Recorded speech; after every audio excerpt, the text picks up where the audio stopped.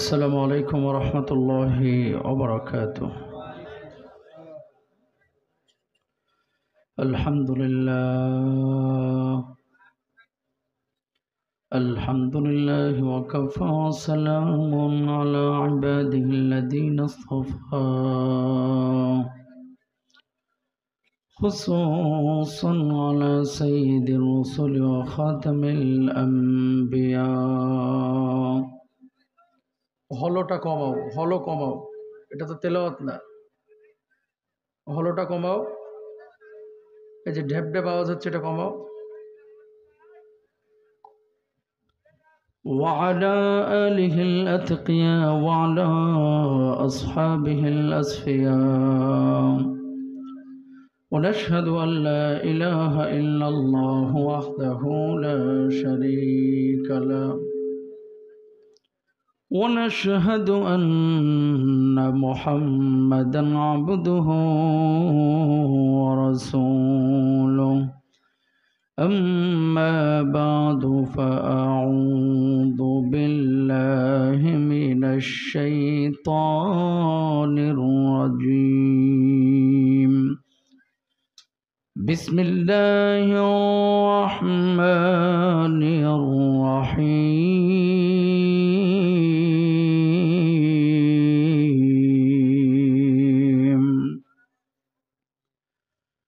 من ذا الذي يقرض الله قرضا حسنا فيضاعفه له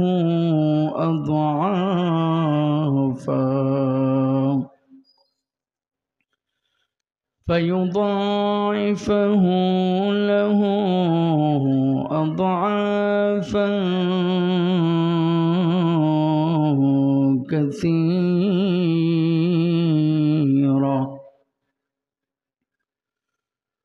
والله يقبض ويبسط وإليه ترجعون.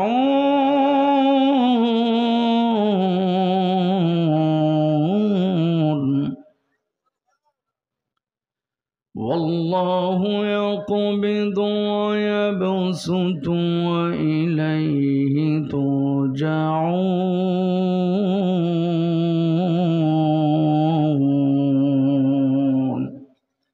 صدق الله العظيم.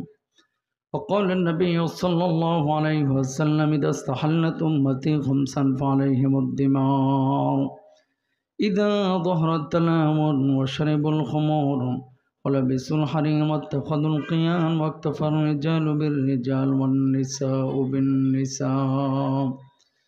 وقال تعالى في شأن حبيبه إن الله وملائكته يصلون على النبي يا أيها الذين آمنوا صلوا عليه وسلموا تسليما. درود إبراهيم পড়ে اللهم صل على محمد وعلى آل محمد كما صليت على إبراهيم وعلى آل إبراهيم إنك حميد مجيد.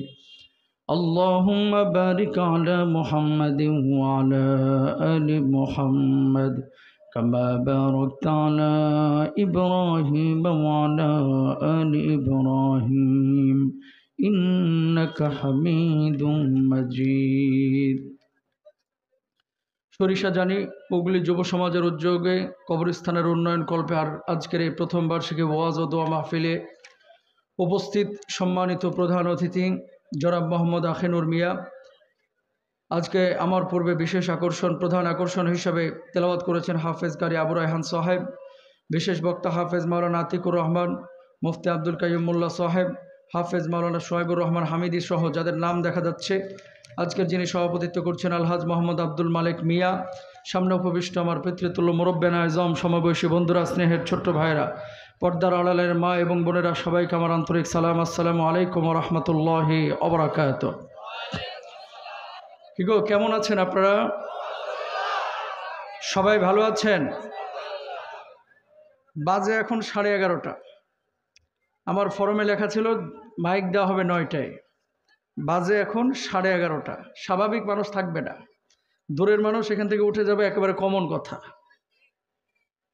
মাহফিলটা আপনারা প্রথম বছরই এই মাহফিল, আমি জানি না এতগুলো মানুষ আপনাদের এখানে এসেছিল আলোচনা শোনার জন্য, তেলাওয়াত শোনার জন্য, কিন্তু আপনারা হকটা আদায় করতে পারলেন না। হাজারটা মাহফিলের চাইতে একটা ফজরের নামাজ অনেক উত্তম, ঠিক না? 12টার পরে 12:30 পর্যন্ত, 12:30 থেকে 1:30 পর্যন্ত কোনো ওয়াজ বাংলার জমিনে এবছরও করি নাই, একবার লিখিত নিছি। এবং উচিত না এটা। আপনারা মাহফিল করেছেন, কালেকশন করবেন, কোনো সমস্যা নাই। 12টা পর্যন্ত, 12টা থেকে 12:30, 1টা পর্যন্ত আমি যদি কথা বলি 2টা পর্যন্ত, যে মানুষগুলো ফজরের নামাজ পড়বে না এই মানুষগুলোর দায়ভার কমিটিরে নিতে হবে, তাহলে আমি ওয়াজ করব। কথা বোঝেন নাই কথা? আপনারা আমি কম ওয়াজ করব বলবেন যে হুজুর ঢাকা থেকে নিয়ে আসলাম, কম ওয়াজ করলেন কেন? আমি ওয়াজ করব বেশি, কোনো সমস্যা নাই, এবং মানুষ উঠবে না। কিন্তু লিখিত দিতে হবে যে মানুষগুলো বাড়িতে যাবে 3টার দিকে ফজরের নামাজ পড়বে, এই গ্যারান্টি আপনি দেন। প্রথম বছর মাহফিল আপনারা করেছেন, আল্লাহর ওয়াস্তে নেক্সটে এই সমস্ত কাজ করবেন না, ইনশাল্লাহ বলেন না? আবু রাহিম সাহেব এখানে ছিল, ওনাকে উঠাইতেন 8:30টায়, উনি 10টা পর্যন্ত তেলাওয়াত, গান যা আছে আপনাদেরকে জান ভরে শোনাইতো, আপনারাও মজা পাইতেন। 10টায় আমি উঠতাম, 11:30টায় মাহফিল শেষ করতাম। এই বছর এই সেপ্টেম্বর থেকে মাহফিল শুরু করেছি, আজকেই প্রথম 11:30টায় আল্লাহর নামে হলফ করে বলতেছি, আল্লাহর নামে হলফ করে বলতেছি, এটা উচিত না। যদি এই কাজ আপনারা করেন উদাসীনতার বশবর্তী হয়ে আল্লাহর আদালতে আপনারাও দাঁড়াইতে হবে, আমারও দাঁড়াইতে হবে। আল্লাহ মাফ করুক, আমিন বলেন। তারপরে এতগুলো মানুষ আপনারা বসেছেন, কিছু কথা না বললেই নয়।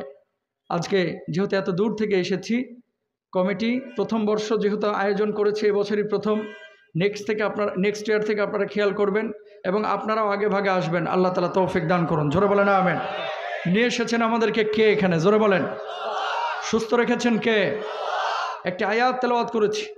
কোরআনের ময়দানে কোরআনের পাখি যখন কথা বলে, যে কোনো ইসলামিক স্কলার, বক্তা, মুফাসসির, শ্রোতাদের উচিত বক্তা দেখে ওয়াজ না শোনা, শ্রোতাদের উচিত হচ্ছে কোরআনের কথা, সুন্নাহর কথা হচ্ছে কিনা সেই কথা শুনে তারপর আলোচনা শোনা, ঠিক না?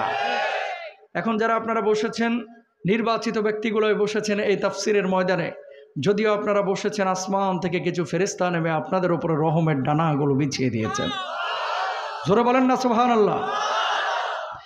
আর আমার আল্লাহ রাব্বুল আলামিন বলছেন, মা ইয়াকুনু ইবাদি, ও আমার ফেরেশতারা, আরামের ঘুমকে হারাম করে দুনিয়ার সব কাজ কর্ম বর্জন করে পঙ্গপালের মতো যারা এই কোরআনের ময়দানে ছুটে এসেছে, কি করে কি বলে, কি করে কি বলে, কি করে কি বলে, ফেরেশতারা তখন বলে, আল্লাহ, এই মানুষগুলো আপনার কোরআনের কথা শোনার জন্য এসেছে, আপনার নবীর সুন্নাহের কথা শোনার জন্য এসেছে, এই মানুষগুলো আপনার জিকির আজকার করছে। আল্লাহ রাব্বুল আলামিন তখন বলেন, হাল রাউনি, এই মানুষগুলোকে কখনো আল্লাহ রাব্বুল আলামিন দেখছে? ফেরেশতারা তখন বলে, আল্লাহ,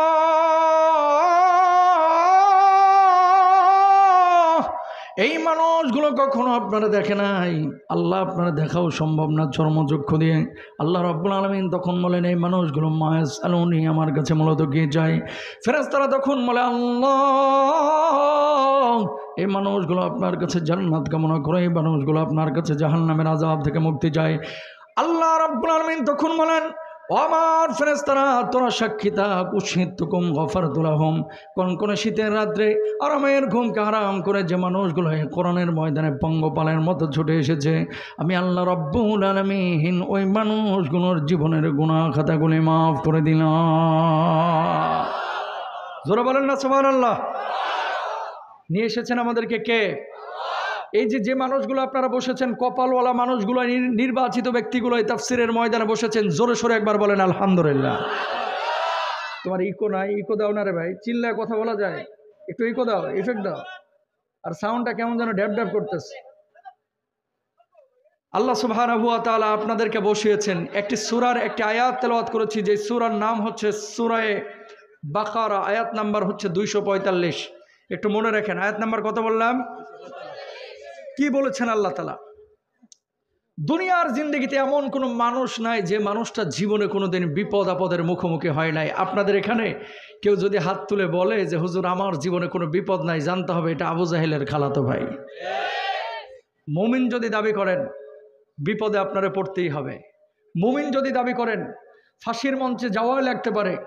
মুমিন যদি দাবি করেন জেল জুলুম অত্যাচার সহ্য করা লাগতেই পারে।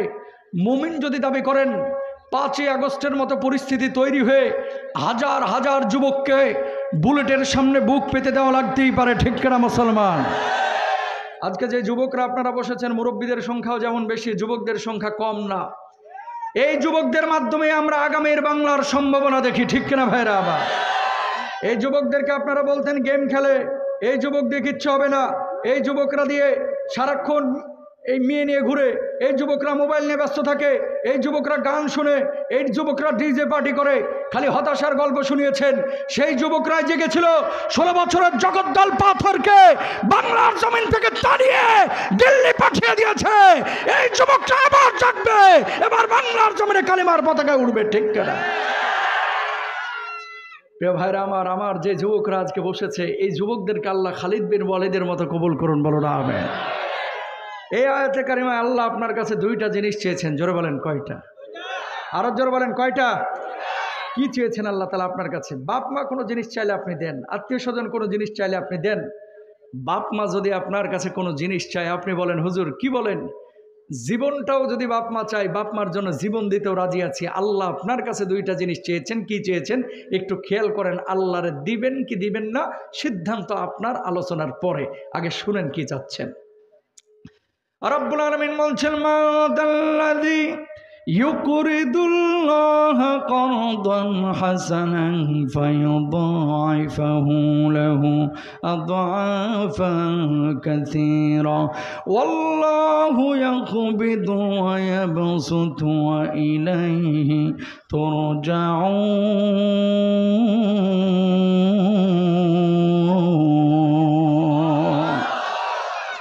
আল্লাহ রাব্বুল আলামিন বললেন, যে ব্যক্তি আল্লাহ রাব্বুল আলামিনকে ঋণ দিবে, আল্লাহ রাব্বুল আলামিন কিয়ামতের ময়দানে তার জন্য 2 গুণ বদলার ব্যবস্থা করবেন, 3 গুণ বদলার ব্যবস্থা করবেন, 4 গুণ বদলার ব্যবস্থা করবেন, বহু গুণ বদলা বাড়াইয়া দিবেন।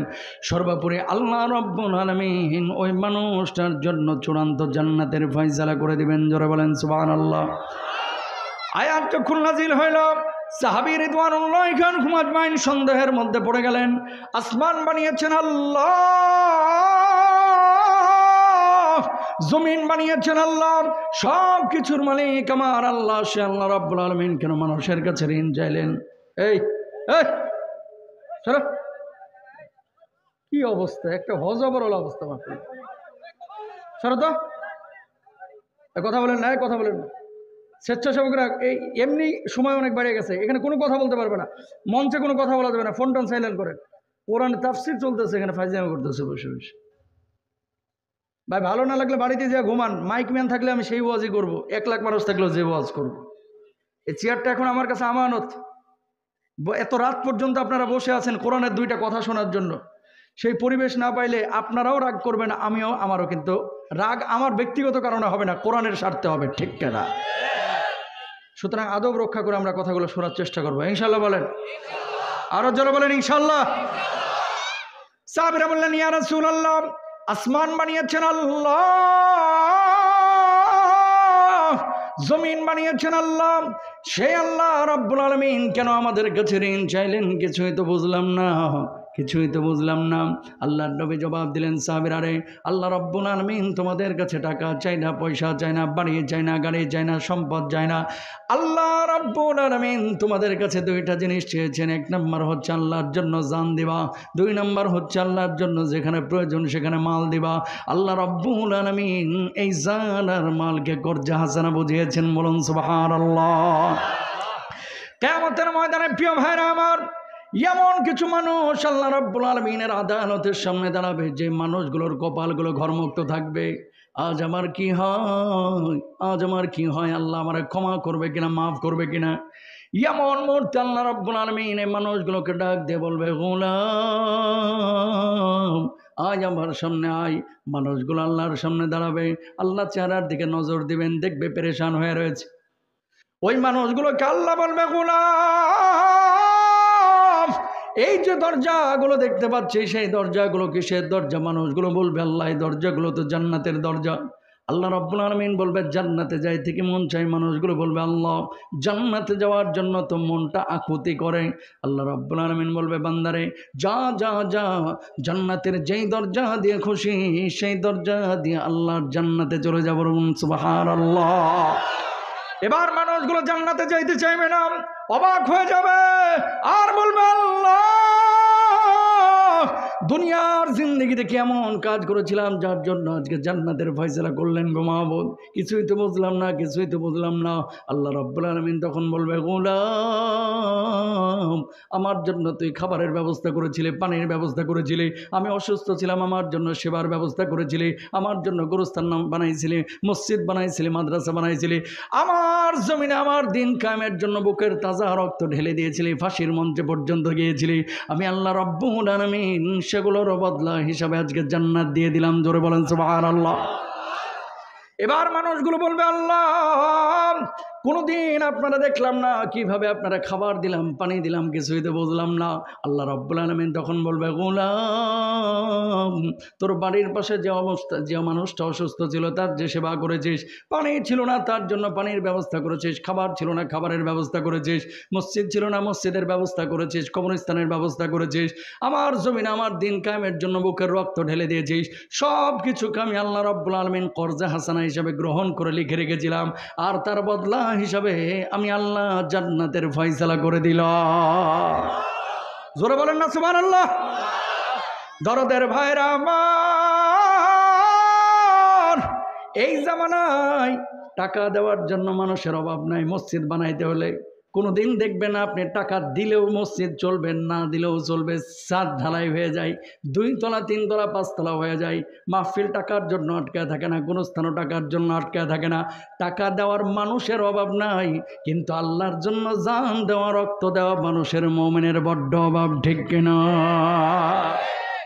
টাকার সামনের কাতারে নবীজি কি বলছেন? কিয়ামতের আগে এমন কিছু মসজিদ দেখবা তোমরা, যে মসজিদে মুসল্লির সংখ্যা বাড়বে কিন্তু ইমানদারের সংখ্যা কমবে। এই জামানা চলতেছে, সেই জামানা।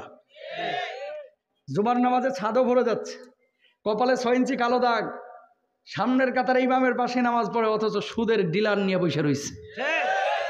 সরি, আমি অন্য এলাকার কথা বলতেছি, আপনার এলাকায় একটাও সুদখোর নাই?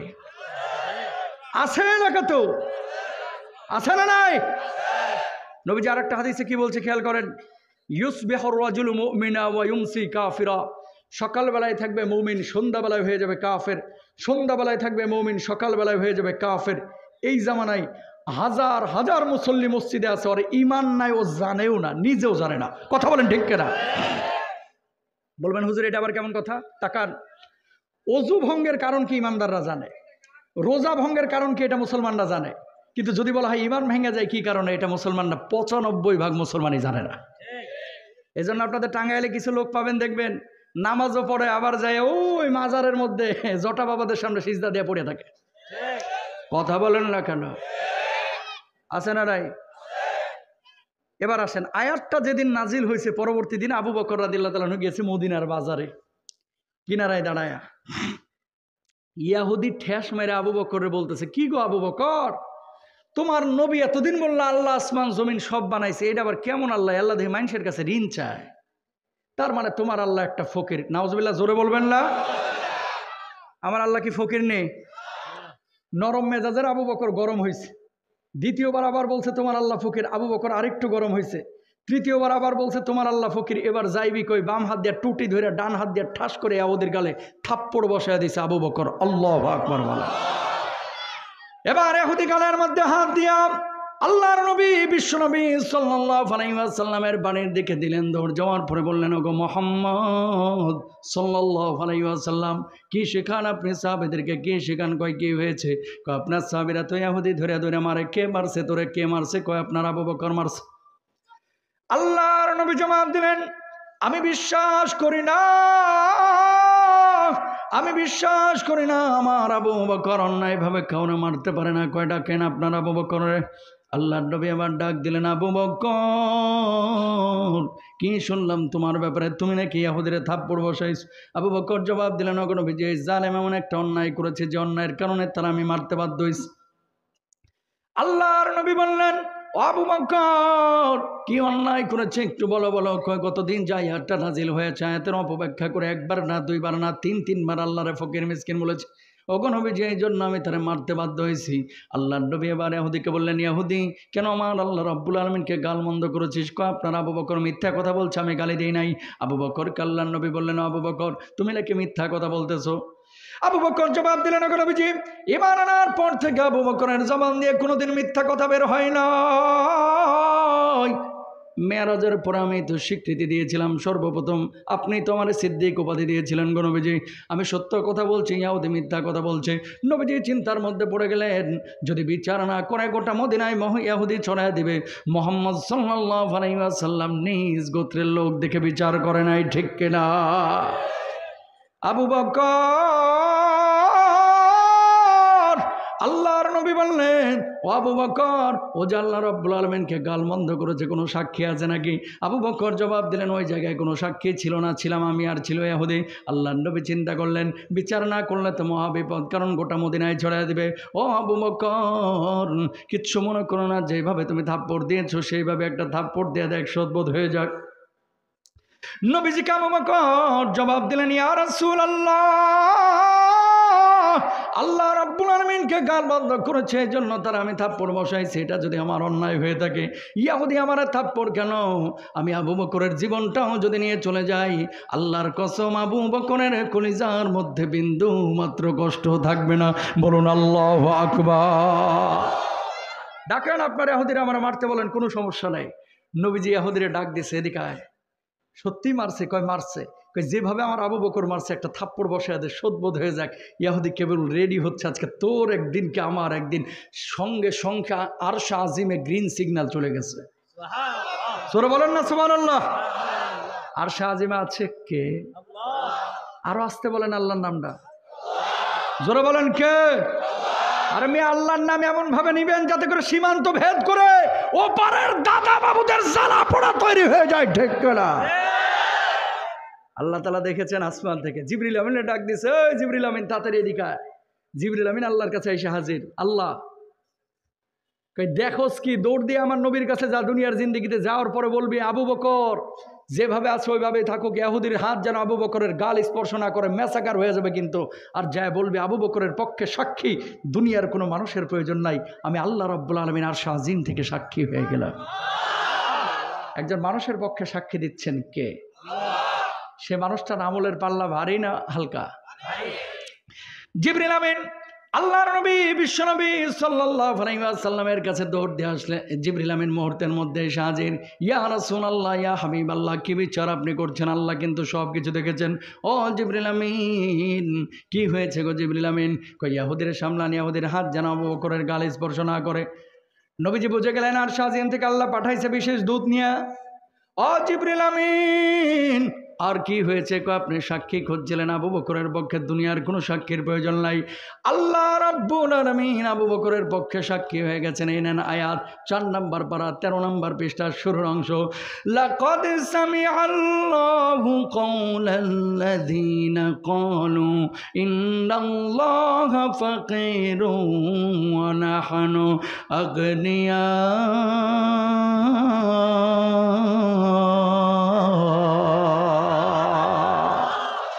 আল্লাহ রাব্বুল আলামিন তার কথা শুনেছেন যে আমার আল্লাহ রাব্বুল আলামিনকে ফকির বলেছে, মিসকিন বলেছে। আমার আল্লাহ ফকির না, আমার আল্লাহ মিসকিন না। কুল কায়নাতের যারা আমার আল্লাহ রাব্বুল আলামিনকে ফকির মিসকিন বলে গালি দেয়, ওই কুলাঙ্গাররাই সবচাইতে বড় বড় ফকির মিসকিন, ঠিক কিনা? অদরদের ভাইরা আমার, এবার আপনারাই জবাব দেন। আবু বকর আপনার আমার চাইতে নামাজ কম পড়তো না বেশি? রোজা কম না বেশি? তাহাজ্জুদ? আপনাকে নারায়ণগঞ্জের এমপি সাহেব তো প্রতিদিন 70 থেকে 80 রাকাত তাহাজ্জুদ পড়তো। কথা কন না গেল? যেদিন থেকে এই কথা বলছে ইবলিস মনে হয় এক রাতেও ঠিক মতো ঘুমাইতে পারে না, হাসির ঠেলায়। কথা কন ঠিক না? 70 থেকে 80 রাকাত তাহাজ্জুদ এটা কোনো মানুষের পক্ষে পড়া সম্ভব এই জামানায়? মিছা কথা।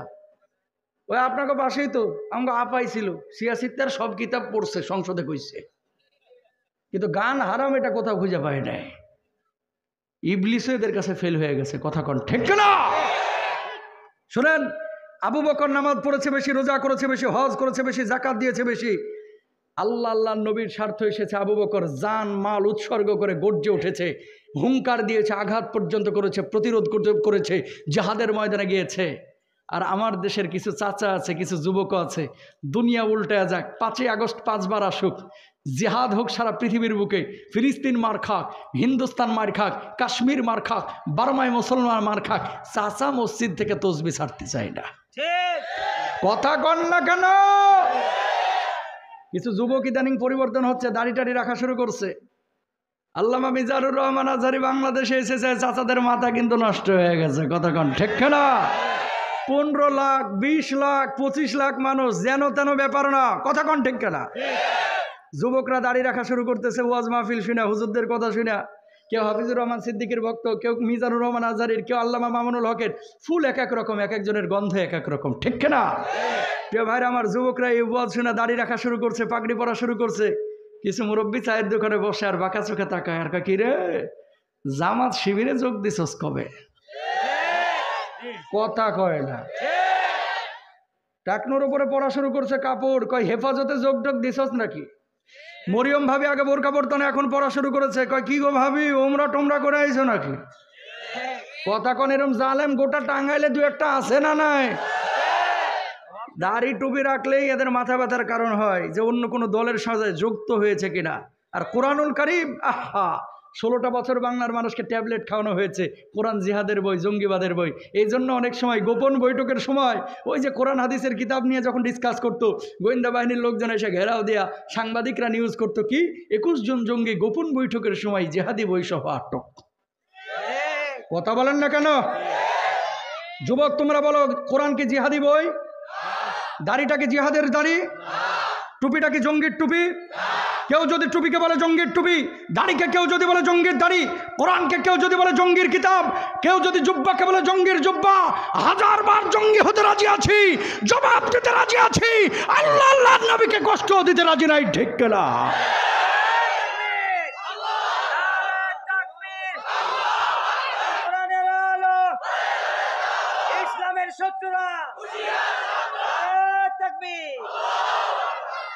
নিরপেক্ষ কথা বলবেন, বাংলার জমিনে কোরআন যদি থাকে লাভ না ক্ষতি? সবাই একমত? এবার প্রমাণ নেন, ইসবিহুর রাজুলু মুমিনা, নবীজি বলছেন যে সকালবেলায় থাকবে মুমিন, সন্ধ্যাবেলায় হয়ে যাবে কাফের। এদেশের মানুষ নামাজ, রোজা, হজ, যাকাত 4-5টা বিষয়কে ইসলাম মনে করে, এগুলো করতে রাজি আছি, কিন্তু আল্লাহর জমিনে আল্লাহর দিন কায়েম করা, ইসলামের আইন বাস্তবায়ন করা, নামাজের মতো ফরজ, এই ফরজ কিন্তু চাচাই মানতে নারাজ। কথা কয় না?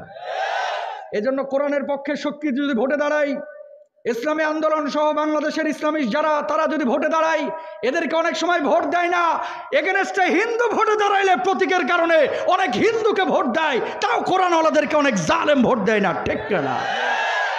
তো তুমি দাবি করলে একদিকে মুসলমান আর একদিকে হিন্দু, হিন্দু কি জীবনে কোরআনের আইন বাস্তবায়ন করবে?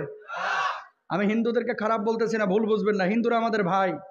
এদেশে হিন্দুরা থাকবে, খ্রিস্টান থাকবে, ইহুদি থাকবে, ইসকনের জঙ্গিরা থাকতে পারবে না। কথা বলেন ঠিক না? রাতের অন্ধকারে মন্দিরে হামলা করা, এটা কাপুরুষ, ওটা এটা কোনো মুসলমান করতে পারে?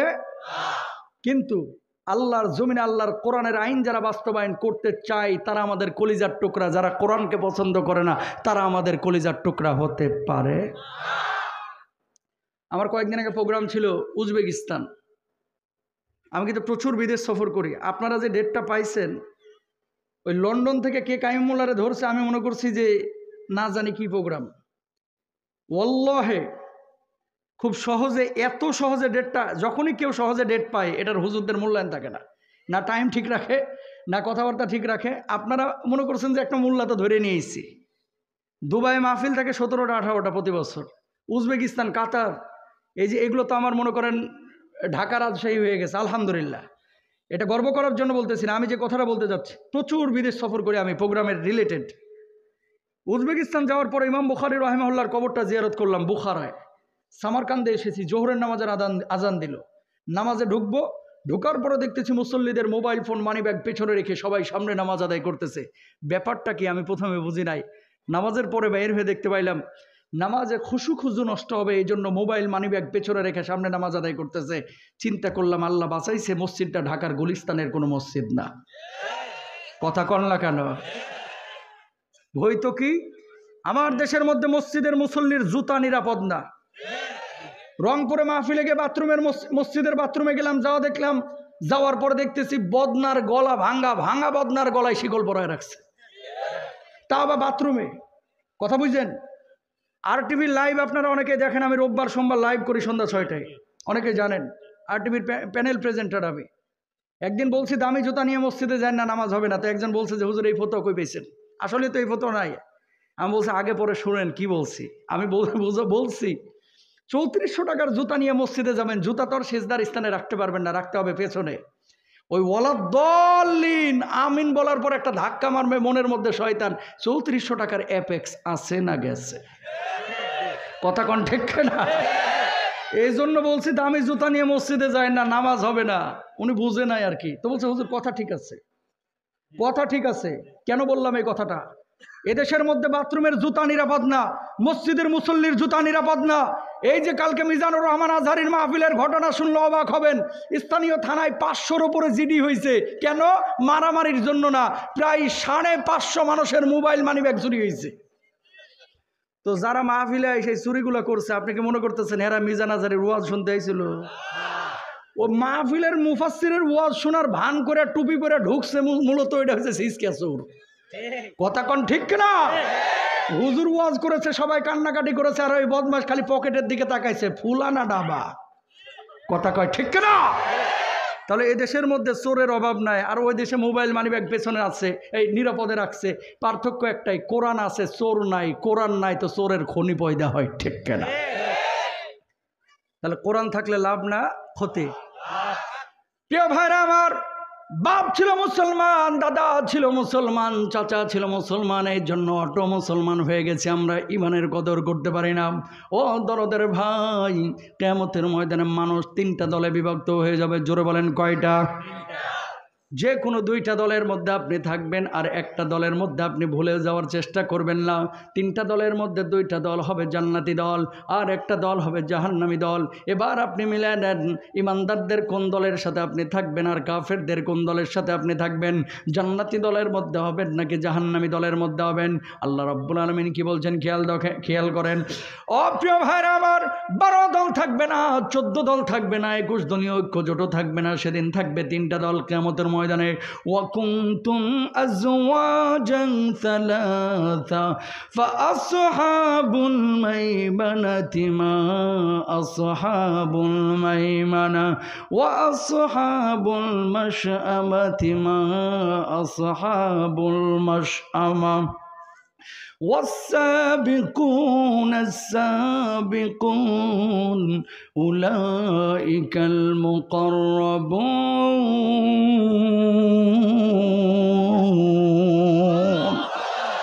আল্লাহ রাব্বুল আলামিন বললেন, ওই কিয়ামতের ময়দানে গোটা মানব জাতিকে 3টা দলে বিভক্ত করা হবে। 1 নম্বর হচ্ছে ডানপন্থী দল। এই দলের মধ্যে যারা থাকবে তারা ইমানদার, যারা সৎ কাজ করেছে, যারা সদুপদেশ দিয়েছে, যারা ধৈর্য ধারণ করেছে। 2 নম্বর হচ্ছে বাম দল, যারা ইমান আনে নাই, যারা সৎ কাজ করে নাই, সদুপদেশ দিয়ে নাই, মানুষের সাথে ভালো আচরণ করে নাই। 3 নম্বর দল হচ্ছে ওই মানুষগুলো যারা ভিভিআইপি সাপোর্ট পাবে কিয়ামতের ময়দানে। কিয়ামতের ময়দানে এই মানুষগুলোর আল্লাহ কোনো হিসাব নেবে না। এরা কারা? এরা নবী, এরা শহীদ, এরা সালেহ ব্যক্তি। আল্লাহ রাব্বুল আলামিন ওই মানুষগুলোকে কিয়ামতের ময়দানে আল্লাহর আদালতের সামনে দাঁড় করাবে, আর বলবে বান্দারে যা যা যা, জান্নাতের যেই দরজা দিয়ে খুশি সেই দরজা দিয়ে আল্লাহর জান্নাতে চলে যা। জোরে বলেন সুবহানাল্লাহ। তাহলে ওয়াস-সাবিকুন আস-সাবিকুন, মুখোমুখি দলের মধ্যে হওয়ার চেষ্টা করবেন। এই জন্য কি করতে হবে? শাহাদাতের তামান্না বুকের মধ্যে নিতে হবে, শহীদের চেতনা বুকের মধ্যে রাখতে হবে, নবীর জন্য জীবন দেওয়া, আল্লাহর জন্য জীবন দেওয়া, বুকের রক্ত দেওয়ার মানসিকতা থাকতে হবে। ইনশাআল্লাহ। কলিজার ভাইরা আমার, ওয়াসহাবুল মাশআমাতি মা আসহাবুল মাশআমা, এই মানুষগুলো আল্লাহর প্রতি ঈমান আনে নাই। এমন কিছু মুসলমান এখন বের হয়েছে, মুখে দাবি করে ঈমানদার, কিন্তু অন্তরের মধ্যে কুফুরে আকীদা পোষণ করে। উদাহরণ দিয়ে একটা বুঝতে পারবেন ক্লিয়ার কাট। ডারউইনের মতবাদ বাংলার জমিনে অনেক বিশ্ববিদ্যালয়ে পড়ানো হয়। অনেক শিক্ষিত মানুষ বিশ্বাস করে যে মানুষকে আল্লাহ বানায় নাই, মানুষ এমনি এমনি হয়ে গেছে। আগে ছিল বানর, লেজ পরে পশম পরে তারপরে মানুষ হয়ে গেছে। যারা এই কথা বলে তাদের বাপ দাদা বানর থেকে হইতে পারে, আমাদের বাপ দাদা না। ঠিক কেনা? এটা যদি কেউ বিশ্বাস করে তার ঈমান থাকবে? থাকবে? ইমানদারদের সংখ্যা সবসময় কিন্তু কমই হয় ভাই, ভালো মানুষের সংখ্যা। এলাকায় দেখবেন যেটা চাঁদাবাজ, যেটা মদ করে, এটাকে অনেকে সমীহ করে, সম্মান করে। এটার সাথে অনেক বড় বড় লোকের হাত থাকে, কারণ পাপিষ্ঠদের হাত থাকে অনেক লম্বা। যেটা সৎ মানুষ, এটারে কেউ বুড়ি আঙ্গুলের সময়ও বেল দিতে চায় না। কথা বলেন ঠিক কিনা? এই জন্য নবীজি কি বলছেন? ওয়া উকরিমার রাজুলু মাখাফাতা শাররিহি, কিয়ামতের ময়দানে, কিয়ামতের আগে এমন কিছু লিডার বাইর হবে যাদেরকে মানুষ ভয়ে পায় সম্মান করবে। সামনে আসলেই আসসালামু আলাইকুম স্যার, ভালো আছেন স্যার, আপনার শরীরটা ভালো তো স্যার, স্যার আসতে কষ্ট হয়নি তো স্যার। স্যার 7 মিনিটে 54 বার স্যার স্যার করে, যেমনি স্যার সামনে থেকে চলে যায়, খাটাসটা মরে না। কথা বলেন ঠিক কিনা? নবীজি এই কথা বলেছেন। এখন এই যে ডারউইনের মতবাদ যারা বিশ্বাস করে, অনেক এরকম নাস্তিক মুরতাদ আপনার সামনে যখন আসে, আপনিও সার সার করেন, সামনে থেকে চলে গেলে তখন আবার এদেরকে গালমন্দ করেন। আপনারা জোরে সরে বলেন তো, আমাদের সৃষ্টিকর্তা কে? আরো জোরে বলেন, কে? লাকাদ খালাকনাল ইনসানা ফি আহসানি তাকওয়ীম।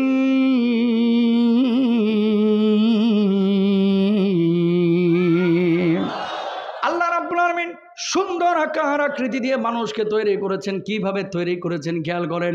5টা আঙ্গুল আল্লাহ রাব্বুল আলামিন দিয়েছেন। যদি 3টা আঙ্গুল দিত তাহলে খাবারের লোকমা কিন্তু ধরতে পারতেন না 3 আঙ্গুল দিয়ে। কথা কোন ঠিক কিনা? চোখ আল্লাহ রাব্বুল আলামিন 2টা দিয়েছে, মুখের উপরে, কপালের নিচে। চোখ যদি একটা মাথার উপরে দিত, আর একটা কপালের উপরে, আর একটা যদি পিঠের নিচে দিত, ঠিক মতো দেখতে পাইতেন না। ঠিক কিনা?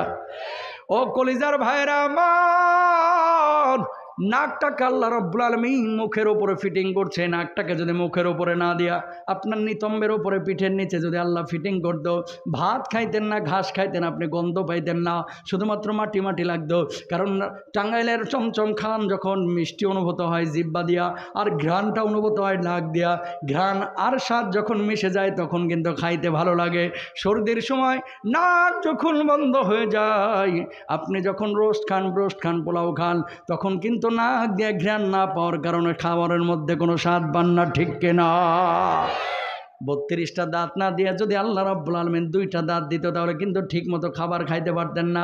হয়তোবা ফিডার খাই আপনার পোলার মতোই বেঁচে থাকতে হতো। কথা কর না কেন?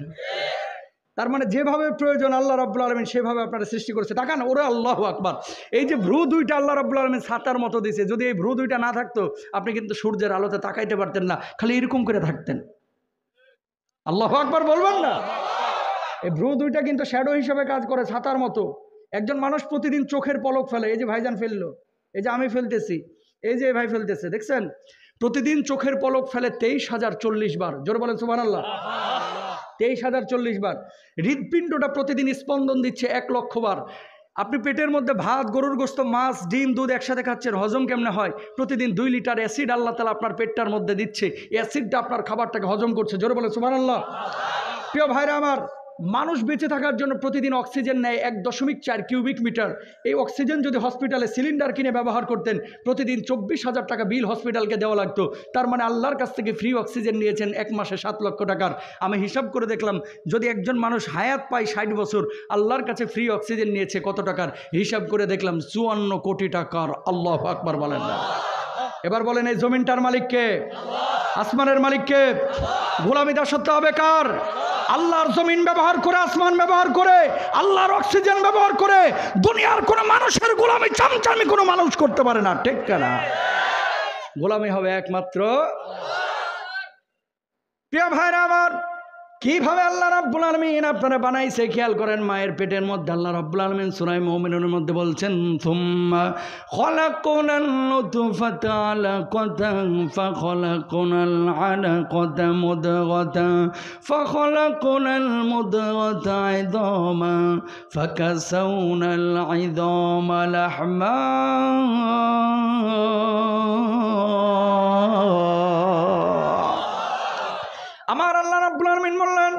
বাপ মার মিলনের পরে তোমার মায়ের অন্ধকার পেটের মধ্যে আমি আল্লাহ রাব্বুল আলামিন একটা শুক্রবিন্দু তৈরি করলাম। বাপ মার যখন মিলন হইল, শুক্রাণু ডিম্বাণুর মিলন ঘটায় আমি আল্লাহ একটা শুক্রবিন্দু তৈরি করলাম ওই নাপাক পানি থেকে। ওই শুক্রবিন্দুটাকে মায়ের পেটের মধ্যে আমি আবার একটা রক্তের পিণ্ডে পরিণত করলাম। ওই রক্তের পিণ্ডটা এবার চোখের মতো দেখা যায়, তো এটাকে আমি আবার গোশতের পিণ্ডে পরিণত করলাম। গোশতের টুকরার ওপরে আপনার মাথার হাড়, বুকের হাড়, পিঠের হাড়, মেরুদণ্ডের হাড়, পায়ের নলার হাড়, এই হাড়গুলোকে আল্লাহ রাব্বুল আলামিন বলছে আমি কাটার মতো বিছাইয়া দিলাম। ওই গোশতের প্রলেপের ওপর আমি হাড় দিলাম, হাড়ের ওপরে আবার গোশতের প্রলেপ দিলাম। ওই গোশতের ওপরে সাদা কালো চামড়া লাগাইয়া সুন্দর আকার আকৃতি দিয়ে মায়ের পেটের মধ্যে আমি সন্তান তৈরি করলাম। জোরে বলেন সুবহানাল্লাহ। মা তখনও জানে না তার পেটের মধ্যে কি হচ্ছে। মা শুধু মুখে বমি বমি লাগে, পেটটা ভার ভার লাগে। বাচ্চা তো এখনো নড়ে না। 3.5 মাস পরে আল্লাহ রাব্বুল আলামিন রূহকে ইশারা করলেন, ও রূহ যা যা যা মায়ের পেটের মধ্যে এবার বাচ্চার কলিজার মধ্যে হৃদপিণ্ডের মধ্যে হিট কর। এবার আল্লাহ রাব্বুল আলামিনের থেকে ইশারা পেয়ে রূহটা যখন মায়ের পেটের মধ্যে ঢুকলো, বাচ্চার পেটের মধ্যে ঢুকলো, বাচ্চার হৃদপিণ্ডের ওপরে হিট করলো, সঙ্গে সঙ্গে ওই বাচ্চা মায়ের পেটের মধ্যে পিলপিল পিলপিল করে নড়াচড়া শুরু করে দিল। জোরে বলেন আল্লাহু আকবার। এবার মা স্বামীর কাছে এসে বলে, ও প্রিয়তম স্বামী, তুমি তো আব্বা হইতে চলেছ। নিজের মায়ের কাছে ফোন দিয়ে বলে, আব্বা তুমি তো নানি হইতে চলেছ। শাশুড়িকে বলে, আব্বা আপনি তো দাদি হইতে চলেছেন। শ্বশুরকে বলে, আব্বা আপনি তো দাদা হইতে চলেছেন। পেটের মধ্যে 4 মাসের একটা রুহ আর একটা ছোট্ট বাচ্চা, অথচ গোটা পরিবারের মধ্যে খুশির বন্যা বওয়া যাওয়া শুরু হয়েছে, ঠিক কিনা? পৃথিবীর মহিলা প্যান্ডেল আছে নাকি? এখানে কি মহিলা প্যান্ডেলও আছে? আমার মা বোনেরা, পৃথিবীর বুকে সবচেয়ে সুখের মুহূর্ত হচ্ছে ওই মুহূর্তটা যখন কোনো মা বুঝে যে আমার পেটের মধ্যে আমার বাচ্চাটা নড়াচড়া শুরু করেছে। এর চাইতে সুখের মুহূর্ত আর হতে পারে না। আল্লাহু আকবার বলেন। বাচ্চার বয়স 4 মাস। তাকান, বাচ্চাটাকে এখন ইঁদুরের মতো দেখা যায়। পেটের সাথে পিঠের সাথে লেগে হাড়গুলো মড়মড় মড়মড় করে ভেঙে যাওয়ার কথা ছিল, ঠিক কিনা? অথচ ওই পেটের সাথে পিঠের সাথে হাড়গুলো যাতে করে না লাগে, বাচ্চাটার হাড় গোড় যেন ভেঙে না যায়, এই জন্য আল্লাহ সুবহানাহু ওয়া তাআলা পেটের মধ্যে একটা ইন্টেনসিভ কেয়ার ইউনিট তৈরি করলেন। 2 লিটার 2.5 লিটার পানি আটকায় এরকম সাদা বেলুনের মতো একটা প্যাকেট তৈরি করলেন। ওই প্যাকেটের মধ্যে আল্লাহ তাআলা 2.5 লিটার পানি ঢুকায় দিলেন। পানি ঢুকায় দিয়ে বাচ্চাটাকে ওই পানির উপরে ভাসায় দিলেন। মায়ের হাইজের রক্তটাকে বন্ধ করে বাচ্চার নাড়ির সঙ্গে মায়ের নাড়িটাকে মিলিয়ে দিলেন। মা এবার ডানে যায়, বাচ্চা চলে যায় বামে, মা যায় বামে, বাচ্চা চলে আসে ডানে। মা বসে, বাচ্চা উপরে এসে ঘাপটি মেরে বসে থাকে। মা যখন রাত্রিবেলায় ঘুমায়, বাচ্চাটা পিলপিল পিলপিল করে মায়ের পেটে লাথি মারে, গুতা মারে। জোরে সরে বলেন আল্লাহু আকবার। স্রষ্টা কে? আরো জোরে বলেন কে? তাকান, বাচ্চা যখন জন্ম নিল, একটা হয় বাপের মতো আর একটা হয় মায়ের মতো। ব্যাখ্যা কি? ইবনে কাসির রাহিমাহুল্লাহ বলেছে, মা এবং বাপ মার মিলনের সময় যদি বাপেরটা আগে নির্গত হয়ে যায়, বাচ্চা হয় বাপের মতো। মায়েরটা আগে নির্গত হলে বাচ্চা হয় মায়ের মতো। জোরে বলেন সুবহানাল্লাহ। এবার বলেন তো আমাদের স্রষ্টা কে? মাকে এত সম্মান কেন দেওয়া হয়েছে? এই তাকান, সময় কম। এই পৃথিবীর বুকে কেউ আপনারা নিঃস্বার্থ ভালোবাসে না। প্রত্যেকটা মানুষ আপনার অবস্থানকে ভালোবাসে, অবস্থানকে। কথা বোঝেন নাই? যতদিন বক্তা আছে, যতদিন মাল আছে, যতদিন চেয়ারম্যানগিরি আছে, যতদিন বক্তব্য দিতে পারি, সম্মান ইজ্জত আছে। যেদিন চেয়ারম্যানগিরি নাই, এমপিগিরি নাই, সেদিন থাকবে দিল্লিতে পলাতক। কথা কোন ঠিক না? এই অবস্থানকে ভালোবাসে, কেউ নিঃস্বার্থ ভালোবাসে না। আপনারা যদি পৃথিবীর বুকে কেউ বলে যে নিঃস্বার্থ ভালোবাসে, মৃত্যু। কোনো না কোনোভাবে আপনাকে স্বার্থের জন্য ভালোবাসে। এই যে শুনেন, এই যে রিসিভ করছে মনে করেন 50টা হুন্ডা। অনেক মাহফিল এরকম হয়, মাহফিল থেকে হুজুর যখন যাবে একটা হুন্ডা পাওয়া যায় না। তার মানে এত আগ্রহ ছিল আগে, এখন গেল কই? কথা কন লেখাটা। আপনাদের টাঙ্গাইলেই হয়েছে, এই চর এলাকা 2 বছর আগে 200 হুন্ডা দিয়ে রিসিভ করছে। কয়শো? 200। আমি বলছি বাপরে বাপ, আজকে কি যেন হয়। ওমা মাহফিলের পরে দেখি কি 2টা বুড়া বসে রয়েছে, চোখে দেখে না, কানেও শুনে না। মানে যতক্ষণ ওয়াজ চলছে সবাই ছিল, দোয়া শেষ, বুড়া ছাড়া আর কেউ নাই। তো হুন্ডাওয়ালারা গেল কই? এর মানে কি? মানুষ আসলে স্বার্থে নিয়ে পৃথিবীতে চলে। নিঃস্বার্থ যদি ভালোবাসে আপনার মা, আপনার মা, আপনার মা, এরপর আপনার বাপ, আর কেউ না। ছেলে মেয়ে লুলা হোক, কানা হোক, ল্যাংড়া হোক, বাপ মা কখনো ছেড়ে চলে যায় না। স্বামী যদি ল্যাংড়া হয়ে যায় অনেক সময় বউ ফেলা থুয়ে চলে যায়, কথা দেখেন। মানে স্বামী দিয়ে আর কাজ কাম হবে না, এই মিসকিন হয়ে গেছে, এ আর কর্মক্ষম না, অনেক সময় বউ ছেড়ে চলে যায় ওরে, যে এরে দিয়ে আর হবে না। কিন্তু মা কোনো সন্তানকে কানা খোড়া পাওয়ার পরে সন্তানকে ছাড়া চলে যায় না। ভাই ম্যাক্সিমাম বুড়া মানুষ আপনারা আমাদের কাছে এসে মাঝে মাঝে কান্দেন, কয় হুজুর বাপ মা দুঃখের সময়গুলো দেখে গেছে, সুখের সময়গুলো দেখে যাইতে পারে নাই। অধিকাংশ বুড়া মানুষ এই কথাগুলো বলে, হাতটা জোর করে বলে, পৃথিবীর বুকে নিঃস্বার্থ ভালোবাসা যেহেতু মা, এই মাটারে কষ্ট দিয়েন না। এই মা আপনার জন্য অক্লান্ত পরিশ্রম করেছে, বাপ আপনার জন্য পরিশ্রম করেছে। কোনো মাকে দেখবেন না জোহরের নামাজের পরে সবার আগে ভাত খাইতে, কেন খায় না? রান্ধে তো মাই, চুলা থেকে তুলে গরম গরম খাই ফেলতে পারতো না? খায় না, একটাই কারণ, বাচ্চা কাচ্চা স্বামী কি খায়, কতটুকু খায় আগে দেখে লই, যেটা থাকে নিচ থেকে অল্প একটু খায়া চলে যায়, এর নাম মা, ঠিক কেনা? তুমি যখন ঢাকা থেকে আসো ভাই, তোমার ব্যাগের দিকে তাকায় তোমার ছেলে, তোমার ব্যাগের দিকে তাকায় তোমার মেয়ে, তোমার মাটা তাকায় থাকে তোমার মুখের দিকে, যে বাজান সকাল থেকে মনে হয় কিছু খাই নাই, ঠিক না? লন্ডন থেকে যখন মানুষ আসে ব্যাগের দিকে তাকায়, কয় লাগেজ আনছে, কয় ব্যাগ আনছে, তাকায় ব্যাগের দিকে, লাগেজের দিকে, আর মাটা আপনার মুখের দিকে তাকায়। আপনি যখন ঢাকা বিশ্ববিদ্যালয়ে পড়েছেন, মার 5 টাকা 10 টাকা মুষ্টিবদ্ধ করে আপনার হাতে তুলে দিয়েছে। এটা 10 টাকা 15 টাকা না ভাই, 10,000 টাকা না, 10 কোটি টাকা। রক্তের ঘ্রাণ এই মায়ের টাকার সাথে লেগে আছে। যে মায়া ভালোবাসা ওই 60-70 টাকায় ছিল, এই মায়া ভালোবাসা এখন 60 লক্ষের মধ্যেও নাই, ঠিক কেনা? বাপটারে কষ্ট দিয়েন না, মাটারে কষ্ট দিয়েন না। বুড়া বাপটা আহা খাটতে খাটতে হাতগুলা লোহার মতো হয়ে গেছে। কার জন্য? তোমার জন্য, আপনার জন্য। ওই বাপটারে কষ্ট দিয়েন না, মাটারে কষ্ট দিয়েন না, ইনশাল্লাহ বলেন। প্রিয় ভাইরা আমার, আল্লাহর নবী বিশ্বনবী সাল্লাল্লাহু আলাইহি ওয়াসাল্লাম বলছেন, হুমা জান্নাতু কাওনারুক, বাবা মা তোমার জান্নাত, বাবা মা তোমার জাহান্নাম। বাপ মাকে খুশি রাখবা, আল্লাহ রাব্বুল আলামিনের জান্নাতে চলে যাবা, আর বাপ মাকে অখুশি রাখবা, আল্লাহ রাব্বুল আলামিনের জাহান্নামে চলে যাবা। দরদের ভাইরা আমার, আল্লাহর নবীর কাছে একজন যুবক সাহাবী আসলেন, তার ঈমানটার অবস্থা কি ছিল একটু খেয়াল করেন।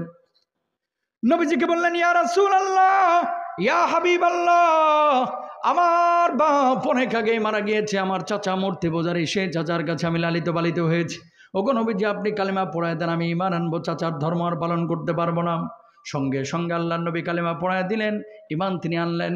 চাচার কাছে শীতের এরকম মাঝরাতে ফিরে গেলেন, যাওয়ার পরে বললেন, চাচা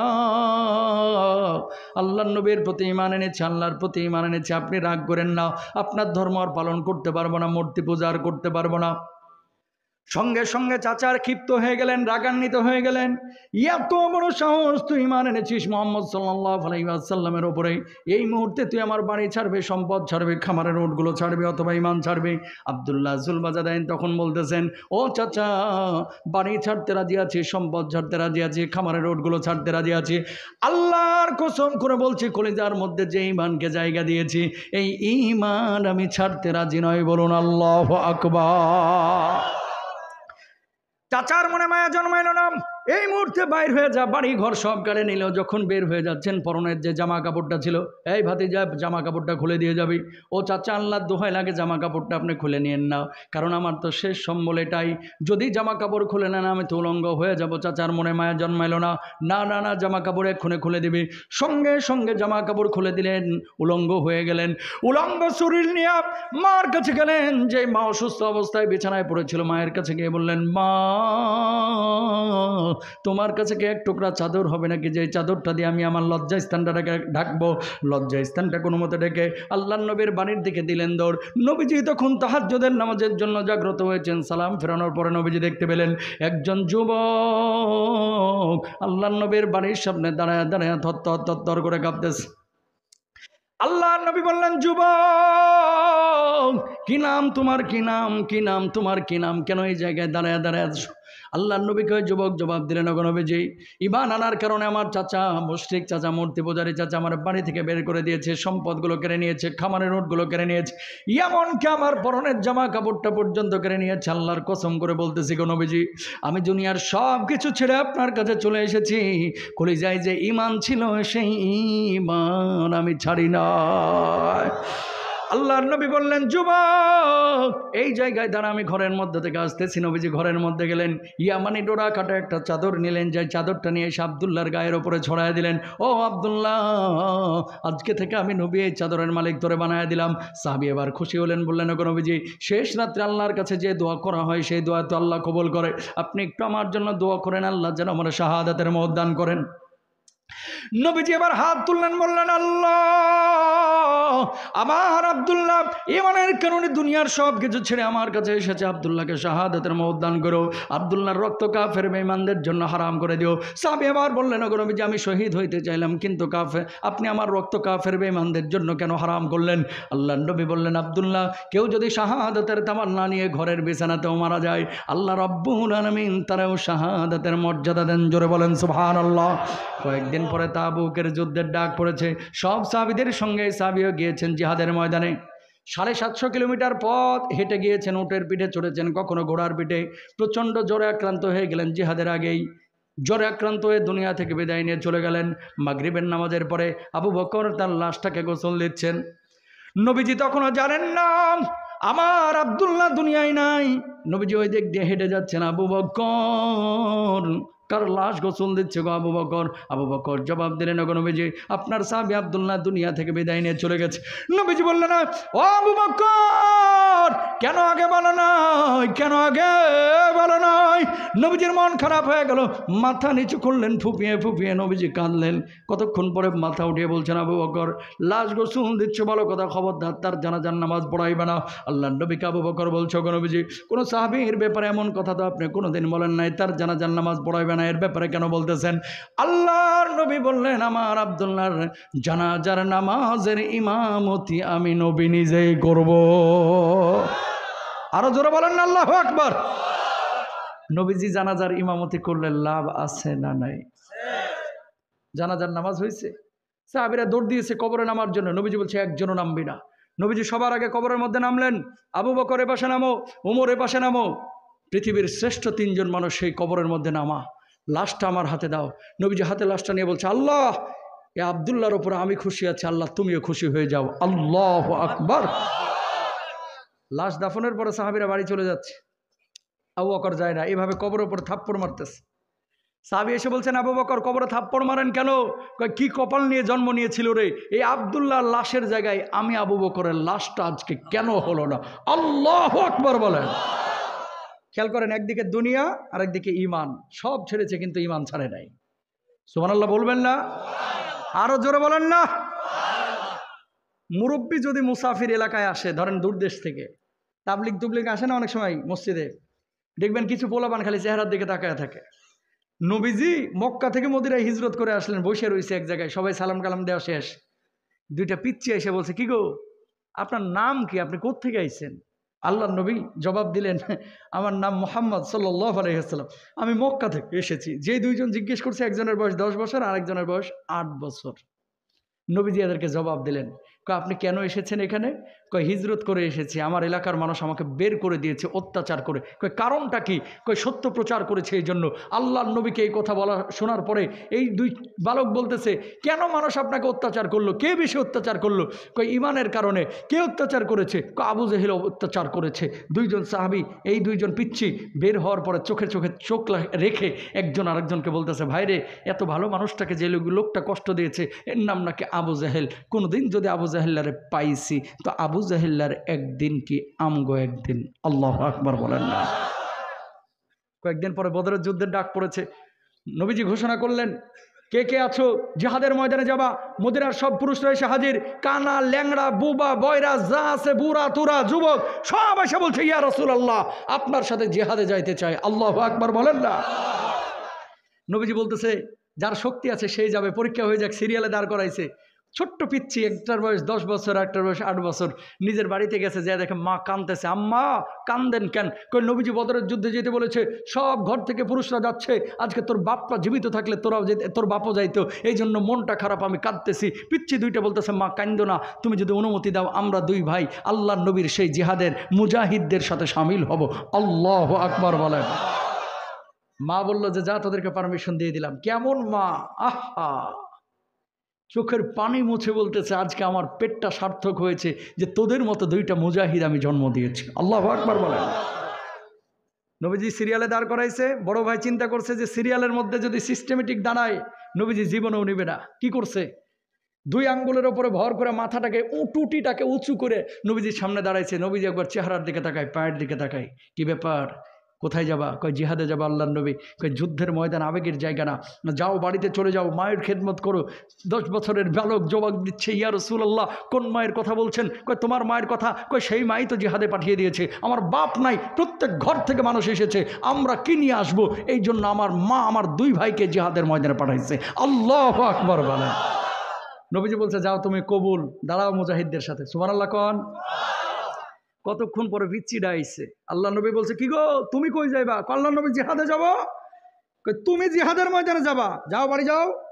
আল্লাহ নবী বড়ডারে যদি নেন আমারও নিতে হইব। কাকা কয় বাচ্চা আমার শক্তি বেশি। কয় বুঝবো কিভাবে? কয় কুস্তিতে লাগান, যদি না পারি আমারে নিয়েন না। সুবহানাল্লাহ কোন না। নবীজি বড়ডারে রাখছে, এদিকে আয়, কুস্তিতে লাগ, যেটা পারবে এটারে নিব। যেমনি কুস্তিতে লাগাইছে, বড়টার কানে কানে ছোটটা যে চুপ করে বলতেছে ভাইরে জীবনও তো পারতাম না তোর লগে, আমি একটা ধাক্কা মারবো তুই নিচে পড়ে যাবে, আমি যাইতে ধরবো, ভাবসাব নিব যে আমার হেভি শক্তি, আর তুইও ভাব নেবি তুই দুর্বল। দুইজনই যদি আল্লাহ নবী নেয় মায়া করিয়া। সুবহানাল্লাহ কর না ভাই। হালকা ধাক্কা মারছে, নিচে পড়ে গেছে, শুরুটা এমনভাবে যাইতে ধরছে।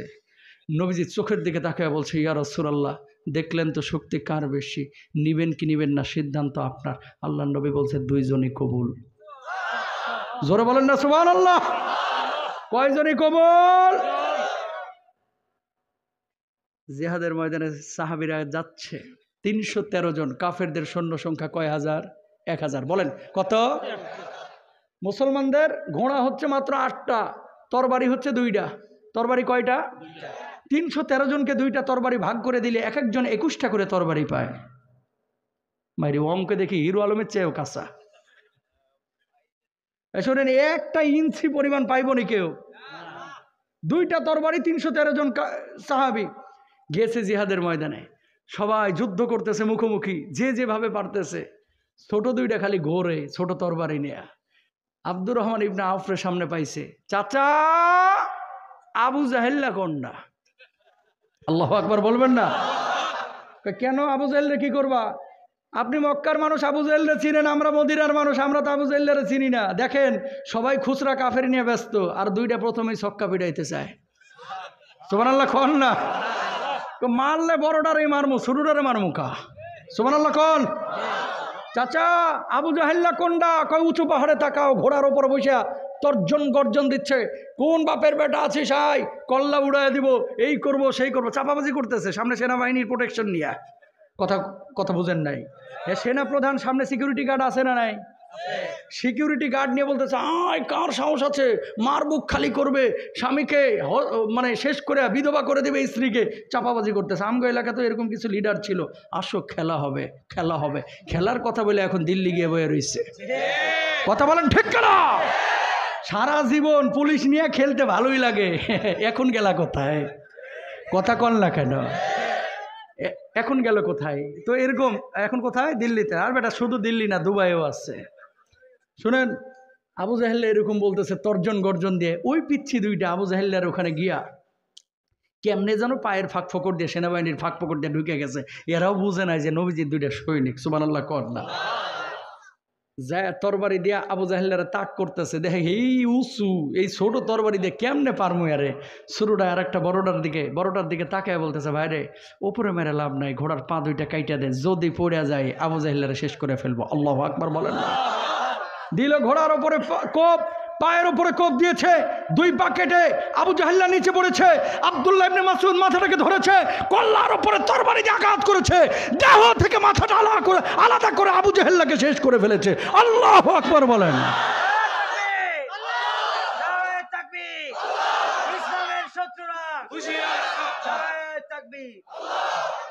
আবু জাহেল অধ্যায়ের শেষ। 2টা ছোট্ট বালকের মাধ্যমে আল্লাহ রাব্বুল আলামিন আবু জাহেলকে শেষ করে ফেললো। বড় ভাইয়ের হাতের উপরে কোপ দেওয়া হয়েছে, হাতটা কেটে পড়ে যায় নাই, চামড়া নিয়ে হাত ঝুলতেছে। ঝোলা হাত নিয়ে যুদ্ধ করা যাবে? ভাই ছোট্ট মানুষ, 10 বছরের যুবক বালক, বাম পায়ের নিচে ডান হাত রেখে টান দিয়া হাতটাকে ছিঁড়ে হাতটাকে বাম হাত দিয়ে দূরে নিক্ষেপ করে আল্লাহর জিহাদের ময়দানে গিয়েছে। ফি সাবিলিল্লাহ, জিহাদ করে আল্লাহর জমিনে আল্লাহর দ্বীন কায়েম করছে। বলুন আল্লাহু আকবার। সেই ইসলাম আমরা পেয়েছি, সেই ইসলাম আমরা পেয়েছি। আজকে বাপ ছিল মুসলমান, দাদা ছিল মুসলমান, অটো মুসলমান হয়েছি তো এই জন্য ইমানের কদর করতে পারি না। কথা বলেন ঠিক কিনা? খেয়াল করে দেখেন, 16 বছর পরে যে মেয়েটা বাচ্চা পায়, বিয়ের 16 বছর বাচ্চা হয়নি, 16 বছর পরে বাচ্চা হয়েছে, এরকম বাচ্চার দেখবেন মায়াটা থাকে বেশি। কথা কন ঠিক কিনা? আর যেই বাচ্চাটা প্রথম বছরই হয়ে যায়, এটার মায়া থাকে আর এক রকম। 16 বছর পরে যদি কেউ বাচ্চা পায়, কানা হইলেও আল্লাহ যা দিস আলহামদুলিল্লাহ। কথা কন না কেন? আর যেটা প্রতি বছর পাইতেছে, একটু ঠোঁটটা বাঁকা হয়েছে বা নাকটা একটু চ্যাপা হয়েছে, কেমন যেন দেখা যায়, এরা কুলাঙ্গার বাবা মা। ঠিক কিনা?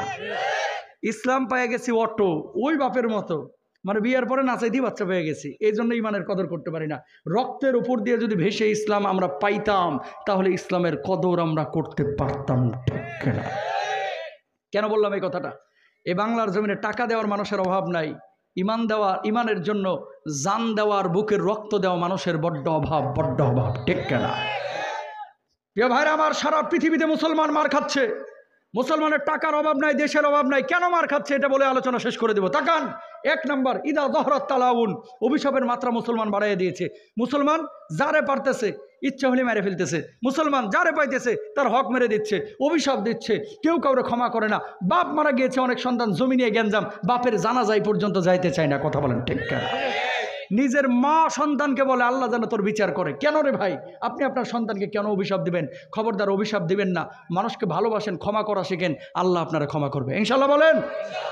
2 নম্বর, মুসলমান কেন মার খাচ্ছে? ওয়ালা বিসুল হারির, চিকন চাকন পোশাক মুসলমান পড়ছে, বেপর্দাহীন হবে ভাবে মুসলমান চলাফেরা করতেছে। আজকে যারা মোটা পোশাক পরে এসেছেন, এই মানুষগুলো মূলত পর্দার জন্য মোটা পোশাক পরেন নাই, ঠান্ডার জন্য মোটা পোশাক পরছেন। ঠিক কিনা? আমার মা বোনেরা যারা পোশাক পরে এসেছে, আজকে বোরকা পরে এসেছে, পর্দা করে এসেছে, মা বোনেরা বোরকার জন্য, পর্দার জন্য কম মানুষই এই বোরকা পরেছে অথবা মোটা পোশাক পরেছে, মাহফিলের জন্য পরেছে। মূলত এই মা বোনেরাই, নবীজি বলছে, কিয়ামতের আগে এমনভাবে প্রকাশিত হবে, শরীরে পোশাক পরবে কিন্তু ভেতরের আকার আকৃতি বোঝা যাবে, উটের পিঠের মতো খোপাগুলোকে করে রাখবে। এই জামানা চলতেছে, সেই জামানা। ঠিক কিনা? তাহলে ছেলেমেয়েরা, যুবকরা, আপনারা পর্দা করবেন ইনশাআল্লাহ। চোখটাকে হেফাজত করবেন। ম্যাক্সিমাম যুবকরা আজকে পাপে নিমজ্জিত হচ্ছেন, বিয়েটা হয়ে যাচ্ছে কঠিন, জেনা হয়ে গেছে বাংলাদেশে সহজ। কথা কয় না। বাপ মা বয়স ছেলের হয়ে যাচ্ছে 33 বছর, বিয়ে দিতে চায় না। 28 বছরের যুবক চাকরি পায় না, এজন্য বিয়ে দেয় না। অথচ বাপের মেলা সম্পত্তি, অনেক টাকা, চাইলে বিয়ে দিয়ে এই বউ নিয়ে থাকতে পারতো, বেটার বউকেও দেখতে পারতো। শুনেন, যেই মেয়েটা আপনার ঘরে আসবে সে তার রিজিক নিয়ে আসে, এত পেরেশান হবেন না। আপনারা যে বারবার বলেন যে নিজের পায়ে দাঁড়া, নিজের পায়ে দাঁড়া, ও নিজের পায়ে দাঁড়াইতে দাঁড়াইতে 40টা মেয়ের সতীত্ব পর্যন্ত অনেকে নষ্ট করে ফেলে। কথা বলেন ঠিক কিনা? তো এই ছেলে মেয়ে যদি জেনা করে, বাপ মাকেও দায়ী হইতে হবে। আবারও বলি, ছেলে মেয়েদেরকে দ্রুত বিয়ে করান। যত দ্রুত বিয়ে করাবেন তত দ্রুত এরা সুপথে ফিরে আসবে, জেনা ব্যভিচার থেকে বেঁচে থাকবে। বিয়ে কঠিন হবে, জেনা ব্যভিচার বেড়ে যাবে। এই মুসলিম বিশ্ব মার খাওয়ার পেছনে আরেকটা কারণ, লা ইয়াকুনান্না মিন উম্মতি আকওয়ামুন ইস্তাহিল্লুনাল হিরা ওয়াল হারিরা, জেনা ব্যভিচার, অবৈধ প্রেম রিলেশনকে এখন হালাল মনে করতেছে। কথা বলেন ঠিক কিনা? অনেক সময় বাপকে এসে কমপ্লেন করে যে আপনার মেয়েকে তো ঘাটাইলে এক ছেলের সাথে দেখে আসলাম। অনেক সময় বাপরা এরকম কয়, এই বয়সে একটু করেই।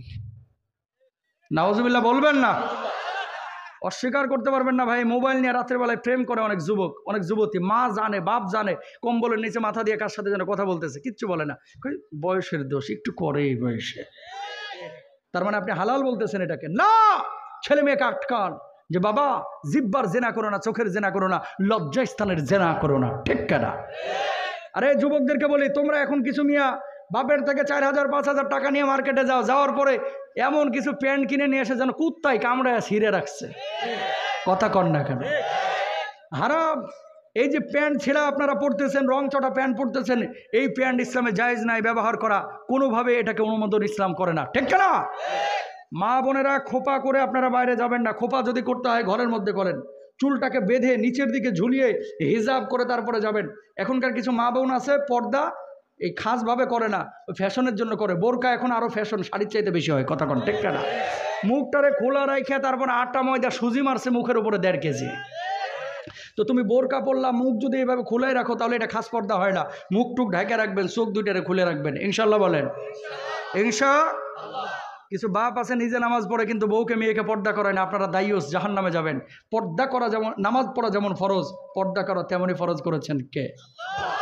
3 নাম্বার, অশারিবুল খুমুর, মদ পানের প্রবণতা যখন মুসলিম বিশ্বে বাড়বে, আল্লাহ তাআলা ওই মুসলমানদের ধ্বংস করবে, আযাব দেবে। সিরিয়া যান, লেবানন যান, এই দুবাই যান, আমরা তো সফর করি ভাই, ডিউটি ফ্রি, ট্যাক্স ফ্রি করে দিয়েছে মদ মুসলিম দেশগুলোতে। অনেক দেশ আছে যেখানে মুসলমানরা রাত্রেবেলায় দিনের বেলায় হাত বাড়াইলে মদ খাচ্ছে, মদের সাইলাভ হয়ে গেছে। আপনার বাংলাদেশে, আমার বাংলাদেশে তাকান, বিড়ির গায়ে লেখা থাকে যে ধূমপান মৃত্যু ঘটায়, ধূমপান স্বাস্থ্যের জন্য ক্ষতিকর, লেখা থাকে তারপরেও খায়।